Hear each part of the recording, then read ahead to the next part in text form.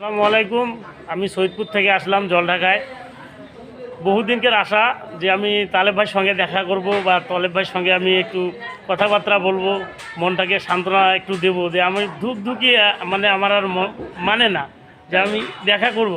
বড় ভাই একটু আপনি আসেন না ভাই প্লিজ। না, অবশ্যই। প্রথম কথা হচ্ছে ভাই আসেন। প্রথম কথা হচ্ছে কি ভাই, ধন্যবাদ, আপনি অনেকদিন ফোন দিয়েছেন। আনফর্চুনেটলি টাইমিংটা হয় নাই। হ্যাঁ, মানে আমি আসবো, আপনার সাথে কথা বলবো, এই টাইমিংটা আসলে হয় নাই। আমি বাইরে ছিলাম, এর মধ্যে আপনি আসছিলেন মাঝে মাঝে। তো ব্যাপার যেটা হচ্ছে যে ধন্যবাদ প্রথমত আপনাকে, এত দূর থেকে কষ্ট করে আসেন বৃষ্টি বাদলের দিন। আমি খুব ছোট মানুষ ভাই, দোয়া করবেন আমার জন্য সবসময়, আমি চেষ্টা করেছেন।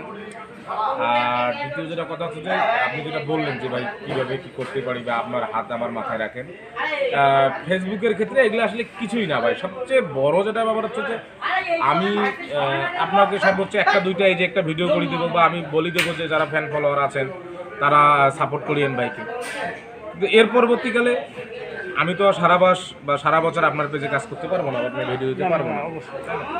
তো প্রথম কথা হচ্ছে যে আপনি নিজেকে আগে জাহির করেন, মানে আপনি নিজে কি পারেন সেটা দিয়ে আপনার ভিডিওর মাধ্যমে আপনি অডিয়েন্সকে আপনার যে যে আপনার যে কোয়ালিটি আছে, আপনার মধ্যে যে প্রতিভা আছে, এটা প্রকাশ করেন, ভালো কন্টেন্ট করেন, দেখবেন আপনি তালেব ভাইজানকেও ছড়াই গেছেন।